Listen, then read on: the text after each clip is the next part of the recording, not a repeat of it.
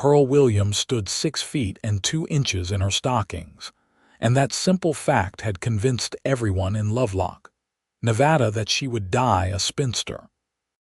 She watched the dance from the edge of the room, her height making her a spectator rather than a participant, as men shorter than she waltzed past without so much as a glance her direction. It was the summer of 1878, and Pearl had just turned 23 years old. Her mother had stopped asking when she would marry. Her father had stopped introducing her to ranch hands and merchants who came through their dry goods store. Even Reverend Thompson had ceased his well-meaning attempts at matchmaking after the last disastrous Sunday social, where Johnny Mitchell had stood next to her for a photograph and looked like a child beside his own mother. Pearl smoothed down the blue calico dress that her mother had sewn, the hem hitting well above her ankles because there had not been enough fabric to make it proper length. She was not delicate. She was not dainty. She was tall and strong, with hands that could lift flour sacks and shoulders broad enough to carry the weight of her family's disappointment. The music swelled, a fiddle crying out a melody that made Pearl's chest ache with longing. She wanted to dance, wanted to be held, wanted to feel like something other than a curiosity or a cautionary tale. Instead, she slipped out the back door of the community hall into the cool Nevada night. The stars spread above her in a blanket of light, and she breathed in the desert air that smelled of sage and dust. Behind her, laughter and music spilled from the windows. Before her, the dark shapes of the Humboldt Range rose against the horizon. "You leaving already?" A voice called from the shadows near the horse post. Pearl turned to see a man leaning against the wooden rail, a cigarette glowing between his fingers. He was tall, easily as tall as she was, maybe taller. The dim light from the hall windows caught the angles of his face, all sharp planes and strong jaw. "I was never really there to begin with," Pearl said. The man pushed off from the rail and walked closer. Now Pearl could see he wore dusty riding clothes, a worn leather vest over a cotton shirt, dark trousers tucked into scuffed boots. A hat hung down his back from a leather cord around his neck. "Yates Emerson," he said, extending a hand. "Just rode into town this evening." Pearl hesitated, then took his hand. His palm was calloused and warm, and his grip was firm. "Pearl Williams. Pleasure to meet you, Miss Williams." He looked at her directly, his eyes level with hers. That alone was unusual enough to make Pearl's heart skip. "Why aren't you dancing?" "No one asks." "That seems foolish of them." Pearl laughed, a short, bitter sound. "I am too tall. Men do not like to dance with women who make them feel small." Yates took a long drag from his cigarette, then dropped it and ground it under his boot heel. "Well, I am not most men." "Would you give me the honor?" The music had shifted to something slower, a waltz that drifted on the night air. Pearl stared at this stranger who had materialized out of the darkness like an answer to a prayer she had been too proud to pray. "You do not know me," she said. "That is what dancing is for, getting to know someone." He offered his hand again. Pearl took it. They moved together in the space between the hall and the horse posts, Yates's hand settling on her waist as if it belonged there. He was perhaps an inch taller than she was, tall enough that Pearl did not have to look down, did not have to hunch her shoulders or make herself smaller. "You are a good dancer," Yates said as they turned slowly. "You cannot possibly tell that from this." "Sure I can. You move with confidence. You trust your own feet." Pearl felt heat rise in her cheeks. "Where did you ride in from?" "All over. I have been working cattle drives, moving from ranch to ranch. Heard there might be work at the Running W outside of town." He spun her gently, and Pearl felt her skirt flare. "What about you?" "Born here. Born in Ohio. My parents moved us out here 6 years ago when my father's lungs needed drier air. We run the dry goods store on Main Street. I will have to stop by. I need new gloves." The song ended, but Yates did not immediately release her. They stood there in the darkness, his hand still on her waist, hers still on his shoulder. Pearl could feel the warmth of him through the fabric of his shirt. "Thank you," she said quietly, "for the dance." "The pleasure was entirely mine, Miss Williams." He stepped back, retrieving his hat and settling it on his head. "I hope I will see you again soon. Lovelock is a small town. You will probably see me every day whether you want to or not." Yates smiled, a slow curve of his mouth that made something flutter in Pearl's stomach. "I would want to." Then he was walking toward a dung-colored horse tied at the rail, swinging up into the saddle with easy grace. He touched the brim of his hat in farewell and rode off into the darkness, leaving Pearl standing alone with her heart beating faster than it had in years. She went home that night without returning to the dance, walking the 3 blocks to the small house behind the store where she had lived since arriving in Lovelock. Her mother was already asleep, her father snoring softly in the bedroom. Pearl climbed the stairs to her small room under the eaves and lay in bed, staring at the ceiling. A man had asked her to dance.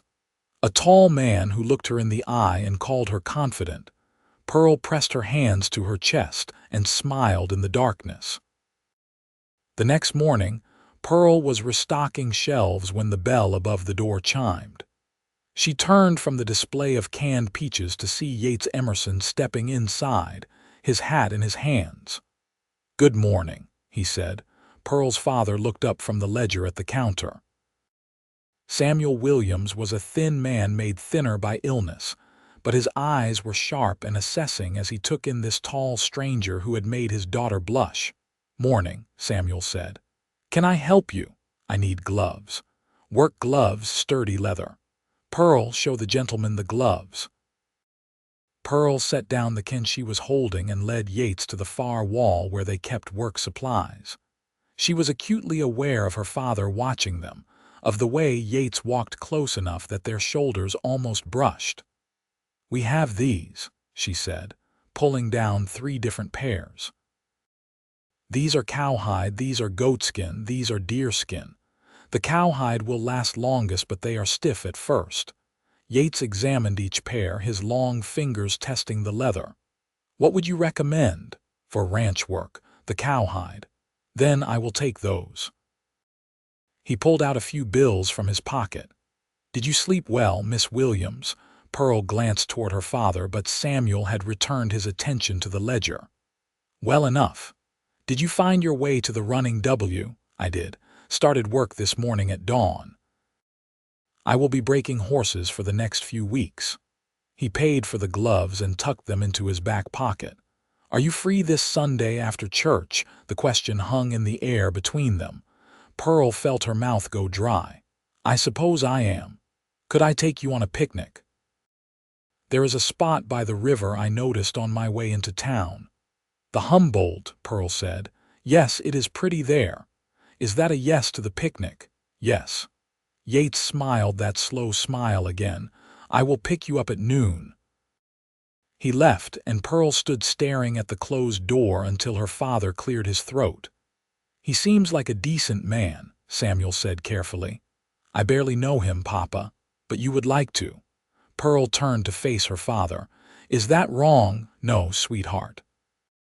Samuel set down his pen and looked at his daughter with so much love it made Pearl's throat tight. "It is not wrong at all. You deserve happiness. You deserve someone who sees how remarkable you are. He is tall, Papa, as tall as I am." "I noticed." Pearl went back to stocking shelves, but her hands trembled slightly as she worked. Sunday felt impossibly far away. Church that week seemed to last forever. Reverend Thompson droned on about patience and virtue while Pearl sat in the pew and tried not to crane her neck looking for Yates. She had spotted him when she arrived, standing in the back corner, his hat in his hands and his hair slicked back with water. He had nodded to her, a small acknowledgement that made her heart race. When the service finally ended, Pearl helped her mother with the weekly social in the churchyard, setting out pies and lemonade while the congregation mingled. She could feel Yates watching her from across the grass. "Pearl, dear, could you bring more cups from inside?" her mother asked. Pearl nodded and hurried back into the church. The interior was cool and dim after the bright sunshine. She was gathering cups from the supply closet when she heard footsteps behind her. "Need help carrying those?" She turned to find Yates standing in the doorway, backlit by the sun streaming through the windows. "I can manage," Pearl said, but she was smiling. "I am sure you can. You seem like you can manage most anything." He stepped closer. "I have been looking forward to this all week." "The church social, the chance to see you again." Pearl set down the cups, her hands unsteady. "You should not say things like that." "Why not?" "Because I might start to believe them." Yates reached out and took one of her hands in both of his. "Miss Williams, Pearl, I want you to believe them. I have not been able to stop thinking about you since Saturday night, about how you felt in my arms when we danced, about the way you speak your mind direct and honest. We barely know each other. Then let us fix that. Let me take you on that picnic. Let me learn everything about you." Pearl looked down at their joined hands.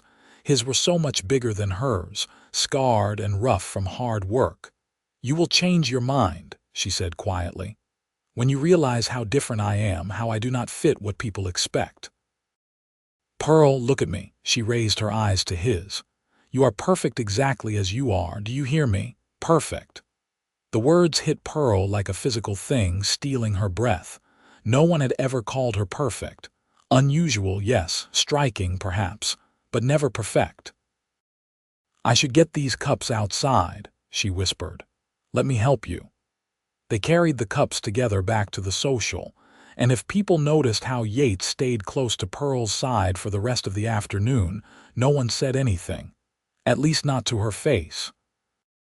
At noon the next Sunday, Yates arrived at the Williams house with a picnic basket and a borrowed wagon.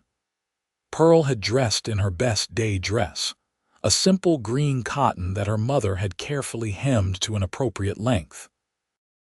She had braided her dark hair and pinned it up, though several strands had already escaped to curl around her face.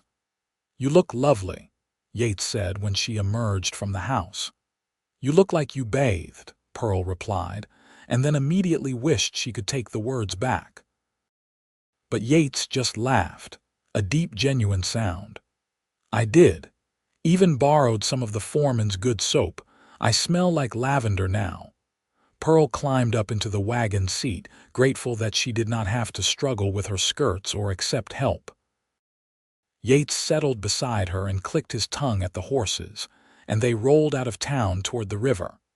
The Humboldt was low this time of year, more creek than river, but the cottonwoods along its banks provided shade, and the sound of moving water was peaceful. Yates spread a blanket on the grass while Pearl unpacked the basket, revealing fried chicken, biscuits, jam, and apple pie. "Did you make all this?" Yates asked. "My mother helped with the pie. I am a terrible baker." "An honest woman, I like that." They sat on the blanket and ate, and Pearl found herself relaxing in a way she rarely did around men. Yates did not try to impress her with grand stories or fill every silence with nervous chatter. He was comfortable in his own skin, easy in his movements. "Tell me about your family," Pearl said, biting into a biscuit. "Not much to tell. I grew up on a ranch in Colorado. My parents died when I was 16. Fever took them both within a week. I have been working ever since, moving from place to place. Never saw much point in settling down until recently." "What changed recently?" Yates looked at her directly. "I met a woman who made me want to stay somewhere." Pearl set down her biscuit, her appetite suddenly gone. "Yates, you do not know me well enough to say things like that." "Then tell me about yourself. Tell me everything." So Pearl did. She told him about growing up in Ohio, about her father's illness and their move west. She told him about working in the store, about her love of reading, about how she had always felt like a stranger in her own body because nothing quite fit right. Dresses were too short, chairs too small, doorways required her to duck. "I used to pray to be shorter," she admitted. "When I was 14 and realized I was taller than every boy in town, I prayed every night that God would make me normal. And now," Pearl plucked at the grass beside the blanket, "now I have accepted it. This is who I am, but acceptance is not the same as happiness." Yates was quiet for a moment. Then he said, "My father was a tall man, 6'5".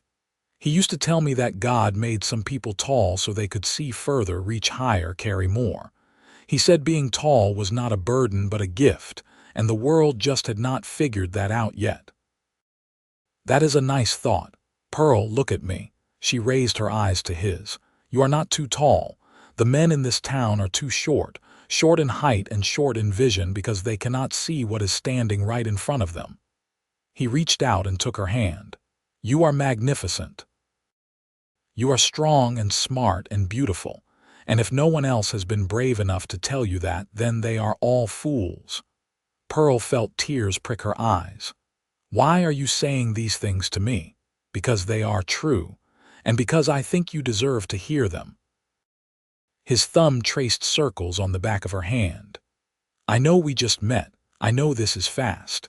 But Pearl, I have been alone for a long time and I have met a lot of people and I have never felt like this before. Like I found something I did not even know I was looking for." "What are you looking for?" "Home," Yates said simply. "I am looking for home." Pearl looked at this man, this tall, beautiful stranger who had ridden into Lovelock less than 2 weeks ago and turned her world upside down. She thought about all the years of feeling wrong, of feeling like a mistake, of watching other women get courted and married while she grew older and lonelier. And she thought about the way Yates looked at her, like she was exactly right. "I am afraid," she whispered. "Of what?" "Of believing you. Of letting myself hope that maybe someone could want me, and then finding out I was wrong." Yates shifted closer, his free hand coming up to cup her cheek. "Pearl Williams, I want you. I want to court you properly, take you to dances and dinners and walks along this river. I want to learn what makes you laugh and what makes you angry. I want to meet your family and have you meet my friends. And eventually, if you will let me, I want to marry you." "That is crazy," Pearl breathed. "We barely know each other." "Then let us get to know each other. But let me be clear about my intentions from the start. I am not playing games. I am not passing time. I am serious about you." Pearl closed her eyes, feeling the warmth of his hand on her face. Every logical part of her brain screamed that this was too fast, too much, too good to be true. But her heart, her lonely, desperate heart, whispered that maybe, just maybe, this was real. "Okay," she said. "Okay." She opened her eyes. "Court me, take me to dances. Walk along this river with me. Let us see where this goes." Yates smiled and then he leaned in and kissed her. It was gentle, barely more than a brush of lips, but it sent electricity through Pearl's entire body. She had been kissed before, awkward fumbling kisses from boys who were too short and too eager. But this was different. This was right. When they pulled apart, Yates was still smiling. "I have wanted to do that since I first saw you. You should do it again." So he did. They spent the rest of the afternoon by the river, talking and kissing and watching the water flow past. When the sun started to sink toward the horizon, Yates packed up the picnic and drove Pearl home. At her door, he kissed her again, soft and sweet.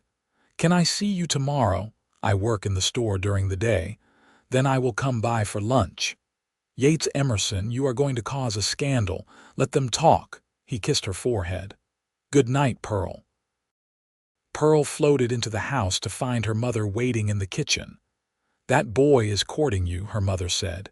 "Yes, Mama." Her mother studied her for a long moment, then smiled. "He is tall." "Yes, Mama. He looks at you like you hung the moon." Pearl sat down at the kitchen table, her legs suddenly weak. I know. It terrifies me. Her mother reached across and took Pearl's hand. Baby girl, you have waited so long for someone to see you. Do not be so afraid of happiness that you push it away. What if he changes his mind? What if he realizes I am too much, too different? Then he is not the man I think he is, but I do not think that will happen. Her mother squeezed her hand. Let yourself love him, Pearl. You deserve that. Pearl nodded, blinking back tears. I think I already do love him, I mean. Is that possible? This fast? I knew I loved your father the day I met him. He was delivering supplies to my father's shop, and he smiled at me, and I just knew. Sometimes the heart recognizes home before the mind catches up. That night, Pearl lay in bed and thought about Yates's hands on her face, his lips on hers, his words in her ear. You are perfect exactly as you are. Maybe, just maybe, she could believe that. True to his word, Yates came by the store the next day at noon with sandwiches from the boarding house. Pearl's father took one look at them and declared he needed to check inventory in the back, leaving them alone in the front of the store. How was work? Pearl asked, biting into a roast beef sandwich. Hot and dusty. Broke 3 horses today. One of them nearly broke me instead. He showed her a bruise blooming on his forearm. But I survived. You should be more careful. I am always careful. Horses are just unpredictable. He leaned against the counter, watching her eat. You are beautiful when you chew. Pearl nearly choked on her sandwich. That is the strangest compliment I have ever received. I mean it. You are beautiful all the time, but especially when you are just being yourself, not trying to be smaller or quieter or anything other than exactly who you are. How do you do that? Pearl asked. Do what? Say exactly what I need to hear. Yates reached out and tucked a strand of hair behind her ear. I just tell you the truth. It is not complicated. They ate their lunch together, and Pearl found herself telling him about a book she was reading, a romance novel that she had ordered special from San Francisco. Yates listened attentively, asking questions and seeming genuinely interested, even though he admitted he was not much of a reader himself. I could teach you, Pearl offered, if you wanted. Reading, I mean. I know how to read, I am just slow at it, never had much schooling. I could still help, we could read together. Yates smiled. I would like that. He left when customers started arriving, but he promised to come back the next day, and the day after that, and the day after that. Within a week, Yates had become a fixture in Pearl's life. He came to the store every day for lunch. He took her to the Saturday night dance where they waltzed together, and Pearl did not care that people stared. He helped her father unload a shipment of supplies and impressed Samuel with his strength and work ethic. Within 2 weeks, he had met her mother and charmed her completely by complimenting her pie and asking for the recipe. He had been invited to Sunday dinner and had shown up with wildflowers for both Pearl and her mother. Within 3 weeks, everyone in Lovelock knew that Yates Emerson was courting Pearl Williams, and most people had opinions about it. Pearl heard the whispers, of course. She was too old for such a whirlwind romance. He was too much of a drifter to be trusted. It would not last. He would get bored and move on, but Yates did not seem like he was going anywhere. He moved out of the bunkhouse at the Running W and into a small room at the boarding house in town. He started talking about the future, about maybe buying some land of his own, starting a small ranch. You would need help with something like that, Pearl said one evening as they sat on her front porch watching the sunset. I would. I was hoping I might have a partner. He looked at her meaningfully. If she would have me. Pearl's breath caught. Yates. I know it is fast. I know people will talk. But Pearl, I have never been more sure of anything in my life. He took her hand, lacing his fingers through hers. I love you. I think I loved you from the moment I saw you standing outside that dance, looking at the stars like they held all the answers. And I want to spend the rest of my life making you happy. You cannot promise that. Yes, I can. I can promise to try every single day. I can promise to wake up every morning and choose you. I can promise to build a life with you, whatever that looks like. Pearl felt tears sliding down her cheeks. I love you too, so much it scares me. Yates pulled her close and she rested her head on his shoulder, fitting against him perfectly. Then be scared with me. We will figure it out together. They sat there as the sky turned from orange to purple to deep blue, and Pearl felt something settle in her chest. Something that felt like peace. 1 month after they met, Yates Emerson asked Samuel Williams for permission to marry his daughter. Samuel, who had watched his girl bloom under Yates's attention, who had seen her smile more in the past 4 weeks than in the past 4 years, said yes, without hesitation. That evening, Yates took Pearl back to their spot by the river. The sun was setting, painting the water gold and pink. He spread out their blanket and helped her sit, then knelt in front of her. Pearl Williams, you are the most remarkable woman I have ever met. You are strong and kind and brilliant. You are honest and brave and so beautiful it takes my breath away. He pulled a small box from his pocket and opened it to reveal a simple gold band. I know we have not known each other long. I know people will say this is crazy, but I also know that I love you more than I thought it was possible to love someone. Will you marry me? Pearl looked at the ring, then at Yates's face, at the hope and love shining in his eyes. She thought about all the years she had spent believing she was wrong, that she was too much or not enough. And she thought about the way Yates looked at her, like she was exactly right. Yes, she said. Yes, I will marry you. Yates slipped the ring onto her finger and it fit perfectly. Then he pulled her into his arms and kissed her like he would never let her go. They were married 6 weeks later in the small church in Lovelock. Pearl wore her mother's wedding dress, altered to fit her height. Yates wore a new suit that he had saved up to buy from the general store in the next town over. Reverend Thompson performed the ceremony, and most of the town showed up to watch. Pearl did not care about the whispers or the skeptical looks. She only cared about Yates, standing tall and proud beside her, looking at her like she was the answer to every prayer he had ever prayed. When Reverend Thompson pronounced them man and wife, Yates kissed her thoroughly enough to make the old ladies gasp and the young ones sigh. Pearl kissed him back, not caring who was watching. They held the reception in the churchyard, and for the first time in her life, Pearl danced without worrying about her height or her strength or what anyone thought of her. She danced with her husband, this beautiful man who had looked up at her and said she was perfect for him. Later, when the sun had set and the guests had gone home, Yates carried Pearl over the threshold of the small house he had rented on the edge of town. It was not much, just 2 rooms and a kitchen, but it was theirs. He set her down gently, his hands on her waist. Mrs. Emerson. Mrs. Emerson, Pearl repeated, testing the name. I like how that sounds. I like everything about you. He kissed her softly. Are you happy? Happier than I ever thought I could be. Yates smiled and gathered her close. Good, because I planned to make you even happier. And he did. The first year of their marriage was not without challenges. Money was tight as Yates saved to buy land for their ranch. The small house was cramped and hot in summer, cold in winter. Pearl continued to work at her father's store while Yates worked long hours breaking horses and herding cattle. But every night, they came home to each other.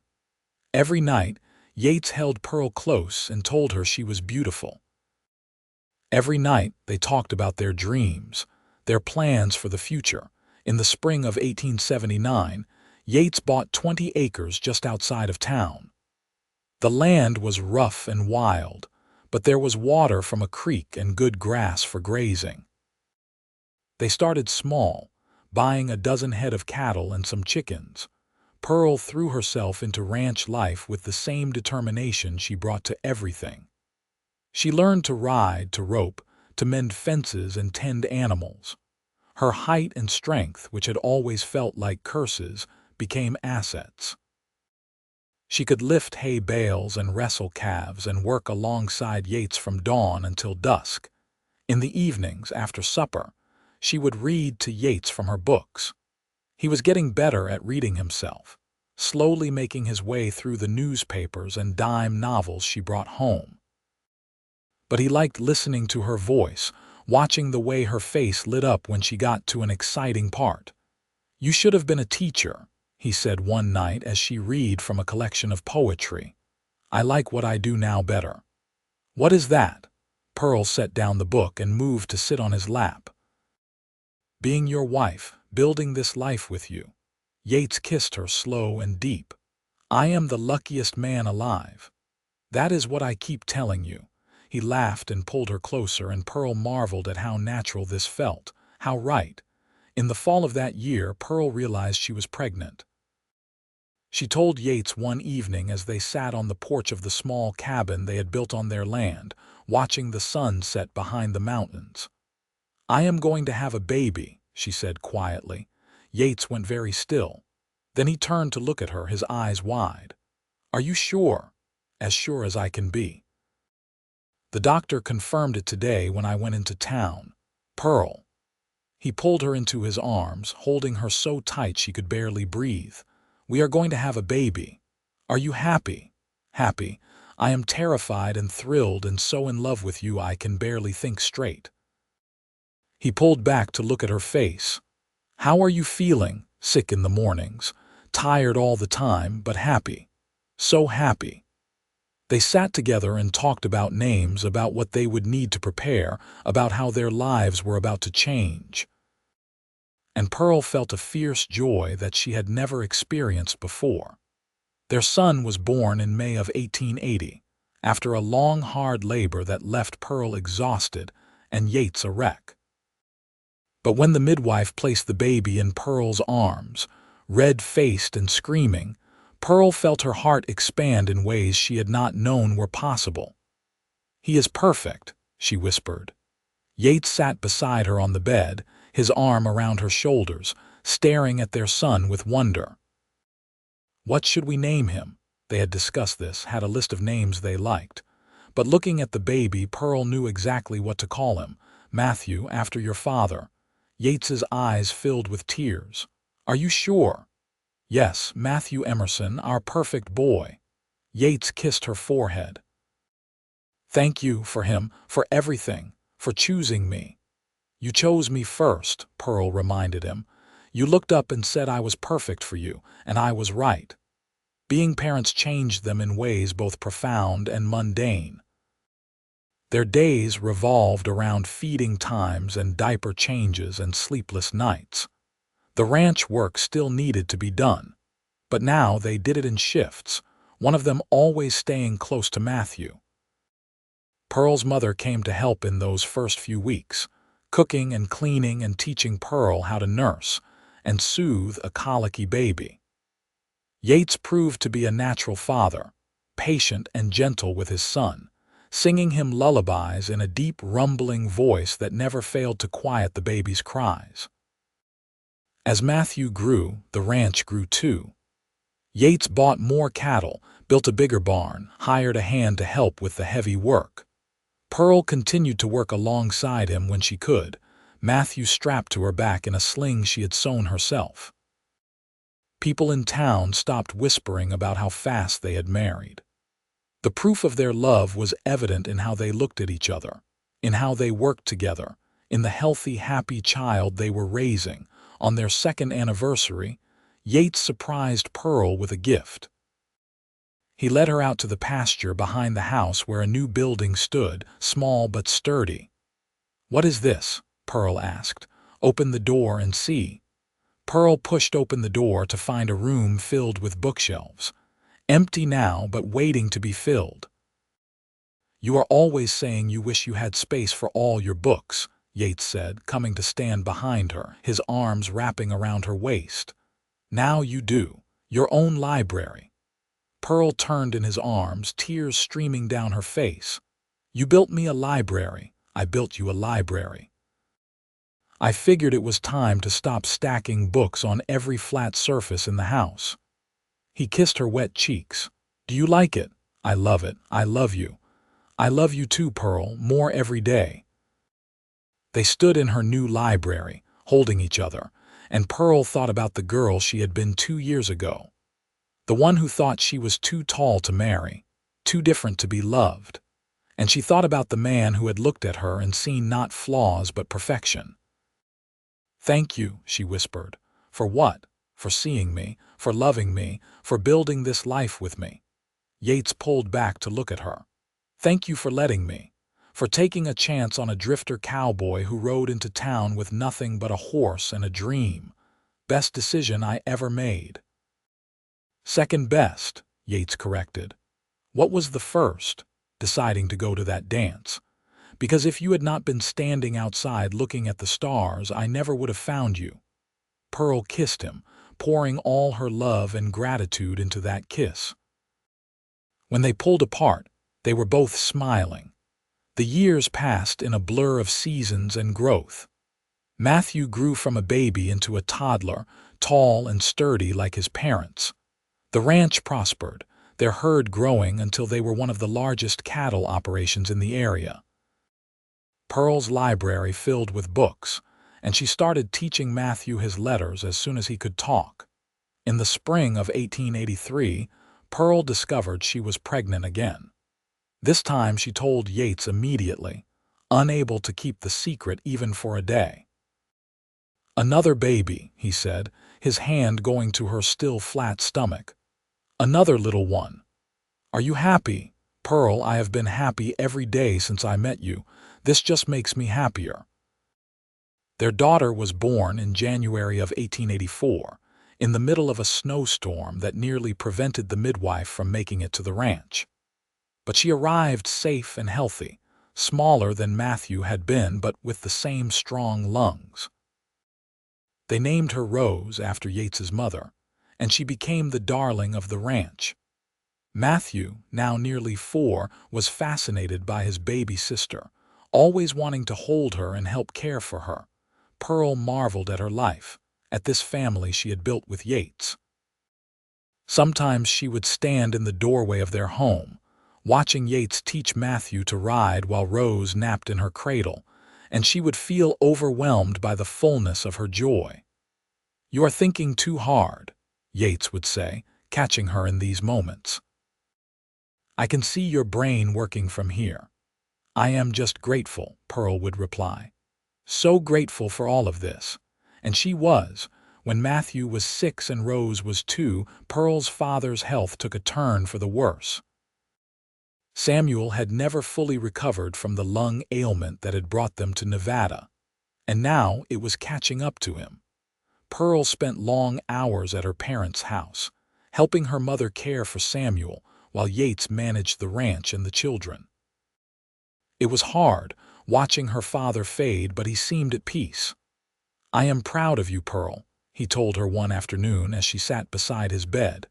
Proud of the woman you have become, the life you have built. You and Mama gave me that, Pearl said, holding his thin hand. No, sweetheart. We raised you, but you did the rest. You were brave enough to believe you deserved love. That is all you. Samuel Williams died on a cool October morning with his wife and daughter at his bedside. They buried him in the Lovelock cemetery, and the whole town turned out for the funeral.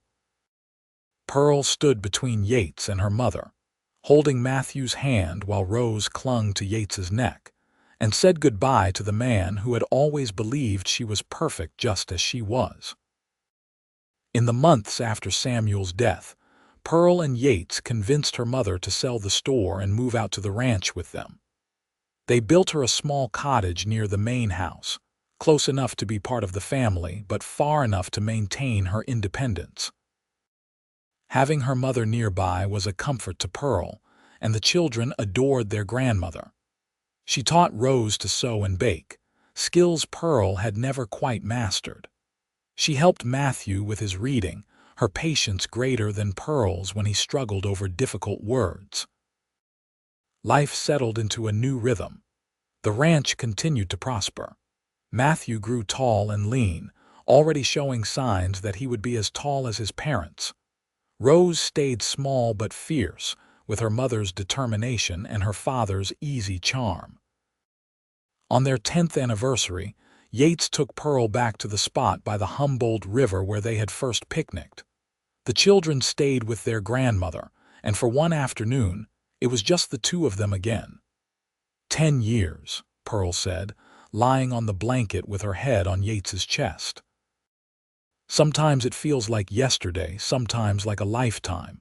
Best 10 years of my life. His fingers played with her hair, long and unbound for once. Do you remember what I said to you here? That first time, you said a lot of things. I said you were perfect. That you were exactly right just as you were. Pearl raised her head to look at him. I remember. I want you to know that I meant it then, and I mean it even more now. Pearl, you are the best thing that ever happened to me. You gave me a home, a family, a purpose.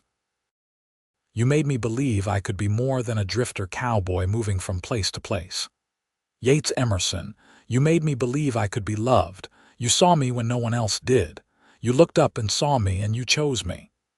I will always choose you, today, tomorrow, forever. They kissed as the river flowed past and the cottonwoods rustled in the breeze, and Pearl felt the same electricity she had felt 10 years ago when he first kissed her. Some things, she thought, never changed. The children grew. Matthew inherited his father's way with horses and spent hours in the corrals, breaking and training with a patience that amazed Yates. Rose discovered a love of numbers and helped Pearl keep the ranch books, her neat figures filling ledger after ledger. When Matthew was 14, he asked his father if he could start working cattle drives like Yates used to do. That is hard work, Yates said, though he had known this conversation was coming. Long days, rough conditions. I know, Pa, but I want to learn. I want to see more of the world before I settle down. Yates looked at Pearl, who nodded slightly.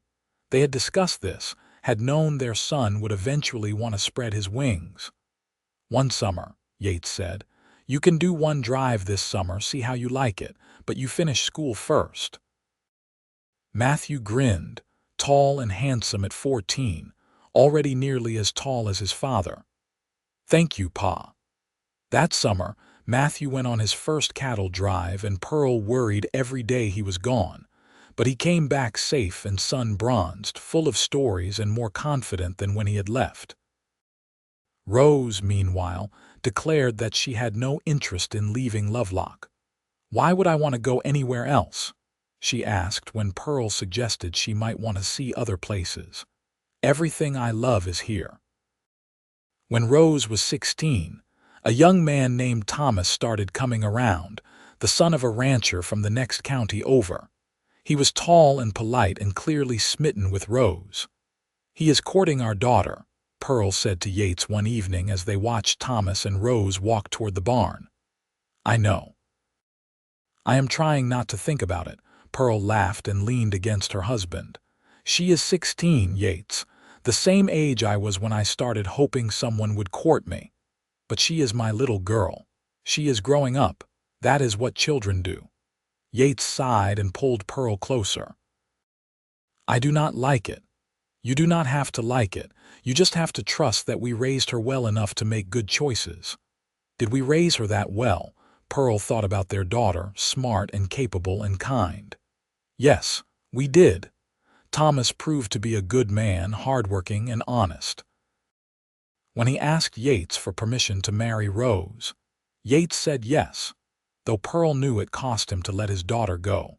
Rose was married at 18 in the same church where Pearl and Yates had wed.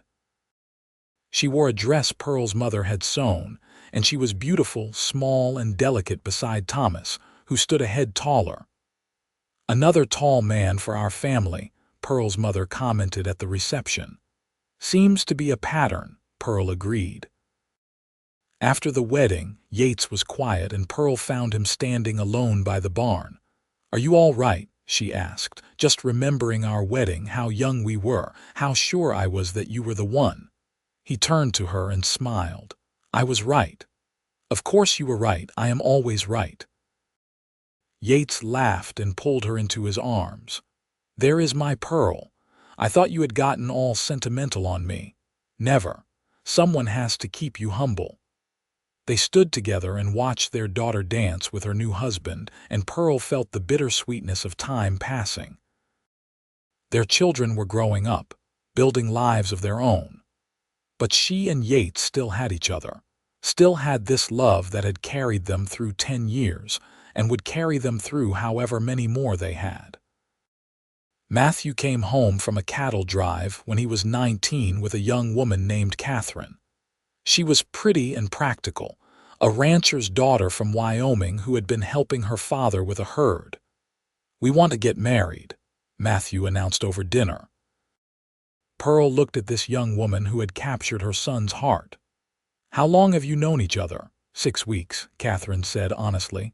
"I know that seems fast." Pearl glanced at Yates, who was trying not to smile.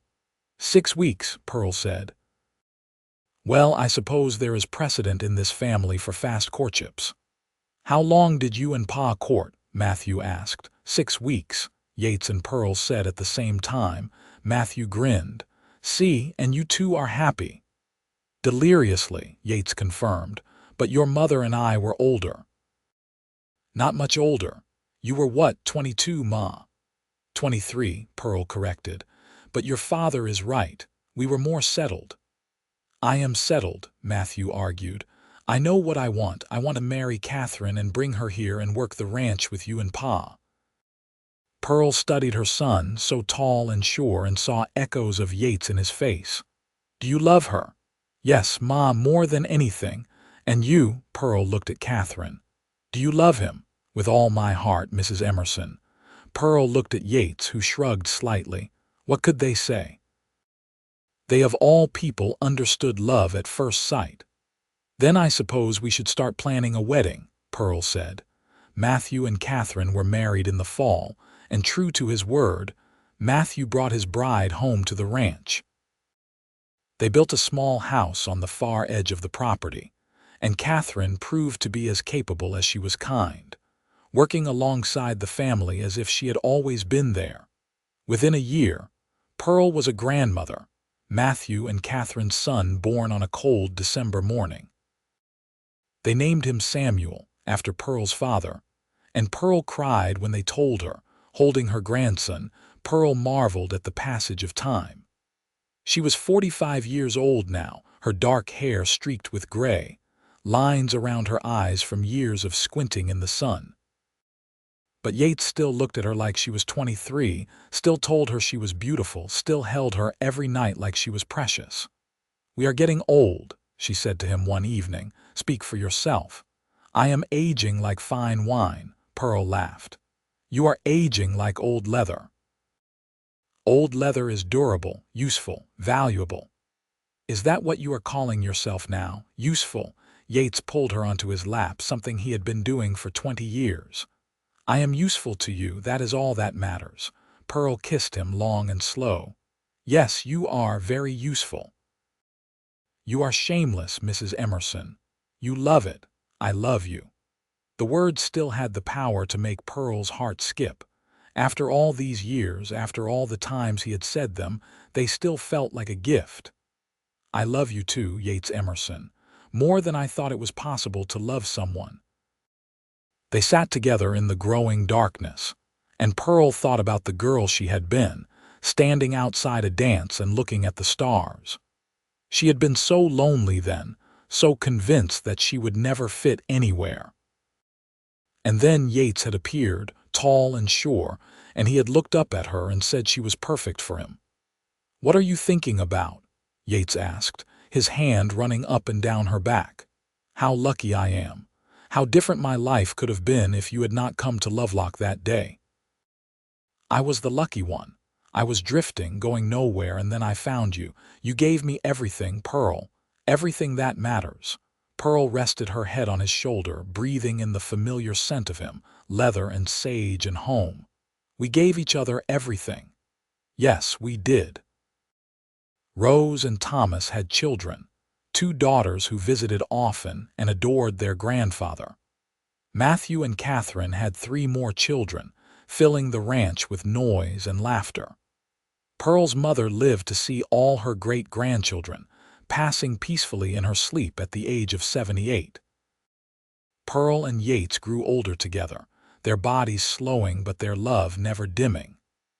On their 30th anniversary, Yates took Pearl back to the river one more time. They spread out their blanket, the same one they had used 30 years ago, threadbare now but still serviceable.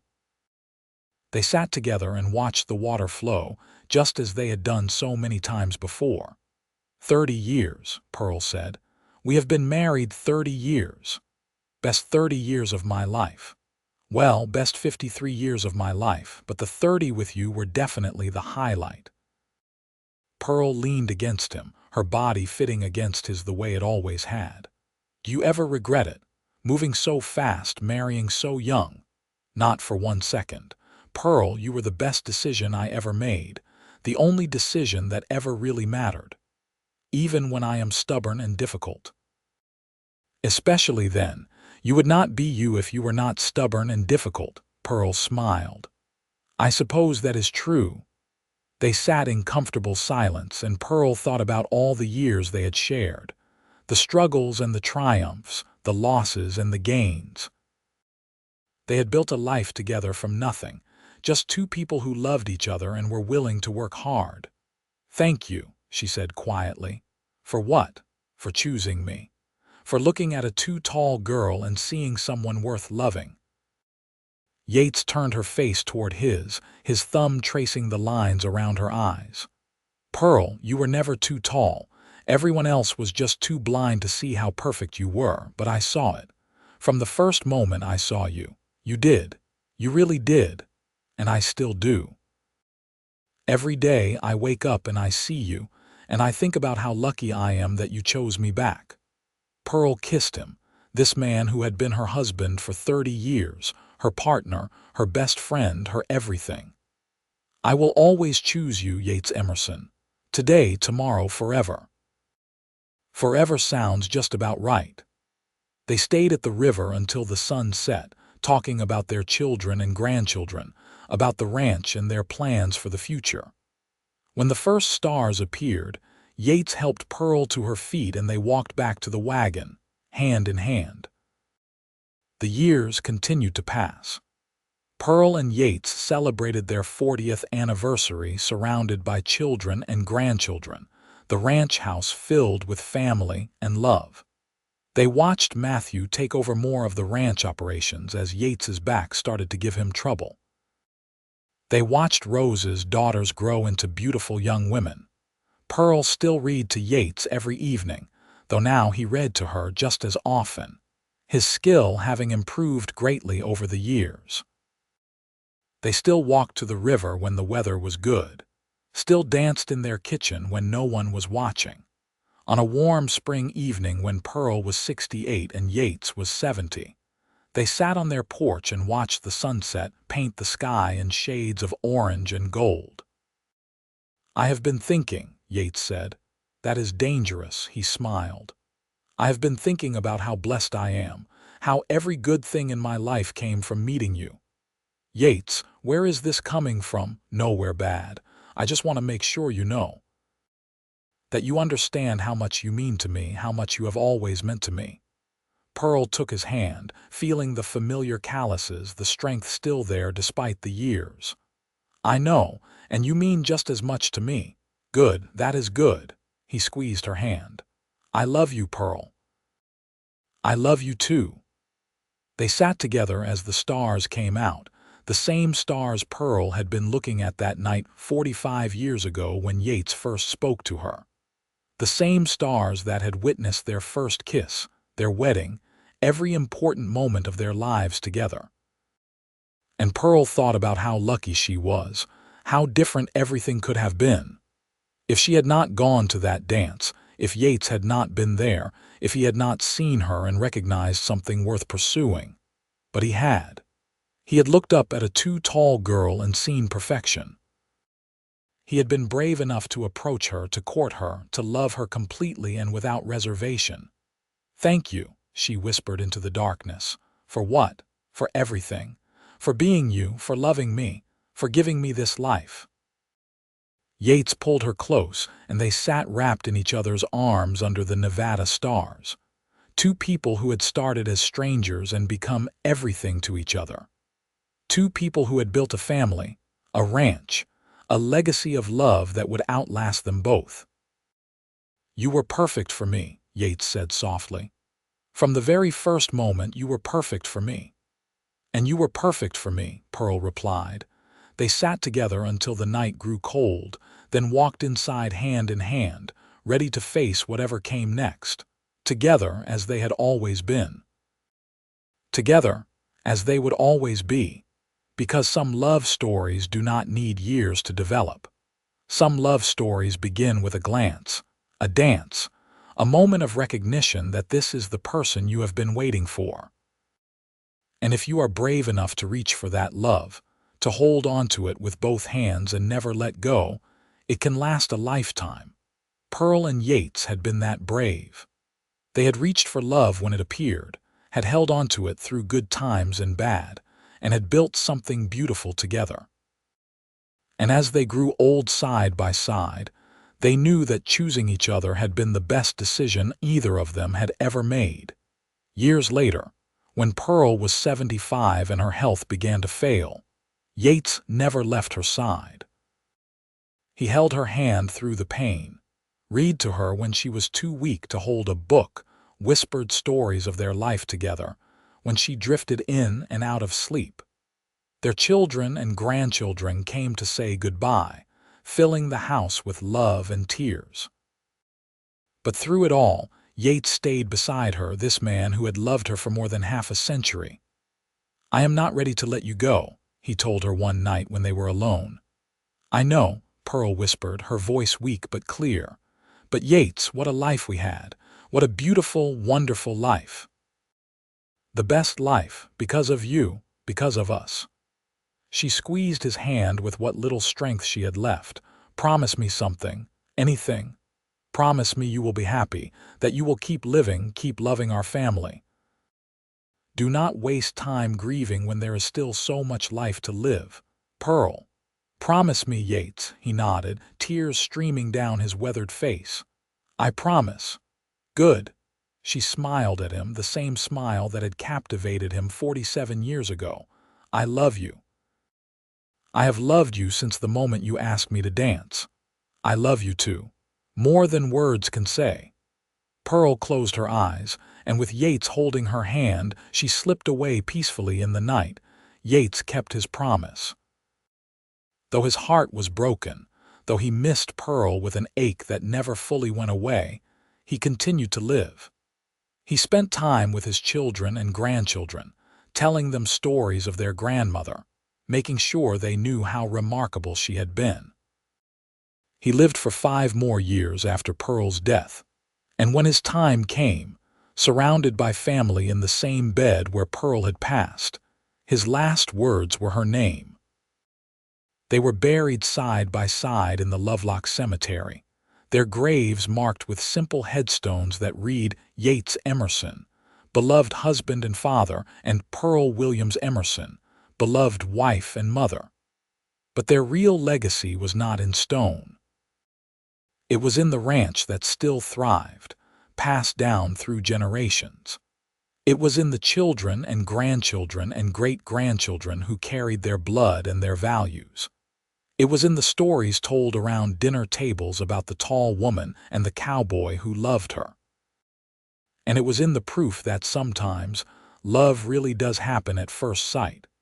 That sometimes two people can meet and recognize each other as home.